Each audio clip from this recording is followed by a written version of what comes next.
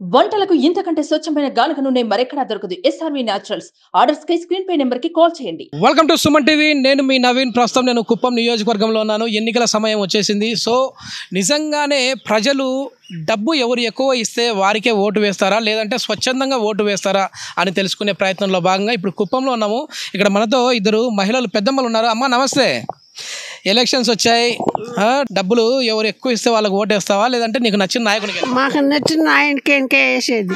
ఎవరు నచ్చినారమ్మా? చంద్రబాబు నాయుడే. ఏం చేసినాడమ్మా చంద్రబాబు? అన్నీ చేసిండాడు. వాళ్ళ కాలేజీలు కట్టలేదా, రోడ్లు చేయలేదా, అన్నీ చేసిండాడు. ఆ అప్పు చేసిందంటేనే ఈ అప్పు వచ్చి కూకుంది.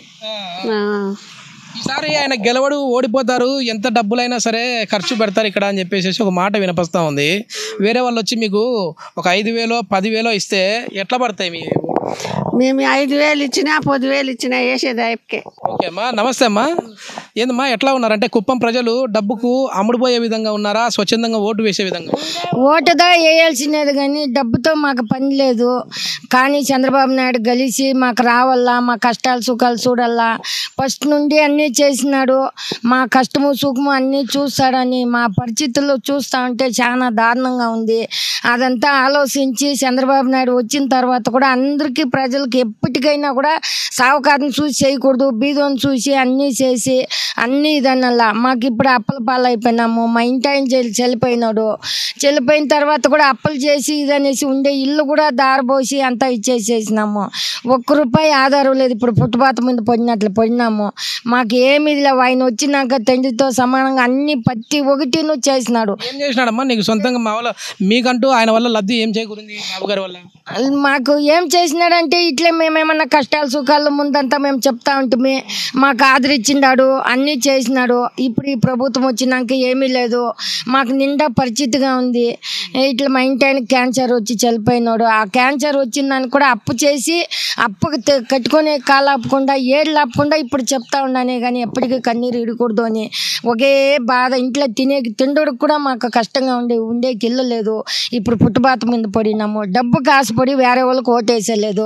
నువ్వే చెప్తున్నావు కదమ్మా, ఇప్పుడు మాకు డబ్బు లేదు, చాలా ఇబ్బందులు పడతా ఉన్నామని. మరి వేరే వాళ్ళు వచ్చి ఒక 10,000 ఇస్తామా నాకు ఓటే అంటే వేస్తావా? లేదు సార్, మాకు డబ్బుకి ఆశపడిన మేము వేయము. యథార్థంగా మమ్మల్ని కాపాడిన తండ్రికి నేను ఓటేస్తాను. నాకు డబ్బు ఇది ఆ తండ్రి వచ్చినాక కావాలంటే కూడా డైరెక్ట్గా పోయి నాయనా నా పరిస్థితి ఇట్లుంది, నేను కంట్లో నీళ్ళు పెట్టకుండా నేను ధైర్యంగా చెప్పినానే కానీ నా గుండెలో అదరుతా ఉంది, నా ప్రాణం అంత ఇదిగా ఉంది, ఉండేకి ఇల్లు లేకుండా చాలా కష్టపడి నా డబ్బుకి ఆశపడేది నీకే ఇస్తా. వచ్చిన తర్వాత కూడా మమ్మల్ని ఆదరించి అన్నిట్లను ప్రతి ఒక్క దాంట్లోనూ మమ్మల్ని ఆదరించాలా. ఈడు వచ్చినాక ఒక గవర్నమెంట్ హాస్పిటల్లో కానీ మా కష్టాలు సుఖాలు. పిల్లలు ఎంతమంది ఉన్నారు? పిల్లోళ్ళు 3 మంది ఉన్నారు సార్. ఆడపిల్లోళ్ళకి పెళ్ళిళ్ళు అయిపోయింది. పిల్లోడు ఉన్నాడు, ఆయన తనిగా వెళ్ళిపోయినాడు. నేను ఒక్కతే ఒంటుదానా. పింఛన్ వస్తుందా? వస్తుంది సార్, పింఛన్ వస్తూ ఉంది. పింఛని గురించి ఎంత ఏం లేదు. ఇప్పుడు 3 నెలల నుండి పింఛని వస్తూ ఉంది. చాలా దారుణంగా ఉంది. ఏమిటికి పరిస్థితి లేదు. ఇప్పుడు ఆయప్పనికైతే కూడా తెలుసును అన్నీ ఇదన్నాడు. అవంతా తెలుసుకొని ప్రతి ఒక్క ఆధారం అన్నీ మాకు చేయాలని నా తండ్రిని కోరుకుంటా ఉంటాము. వచ్చిన తర్వాత వాళ్ళ మాటలు వీళ్ళ మాటలు వినకూడదు.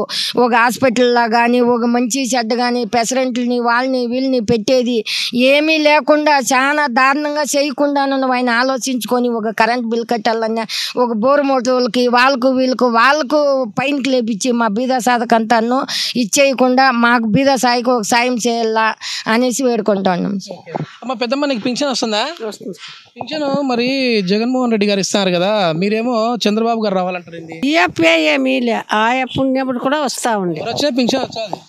ఓకే ఓకే, మొత్తానికి చాలా వరకు క్లారిటీగా ఉన్నారు. అంటే ఈ సంక్షేమ పథకాలు అనేవి ఎవరు వచ్చినా మళ్ళీ కంటిన్యూ అవుతూనే ఉంటుంది. కానీ అభివృద్ధి రావాలంటే మాత్రం చంద్రబాబు గారు రావాలి అని చెప్పేసి ఇక్కడ ప్రజలు చెప్తా ఉన్నారు.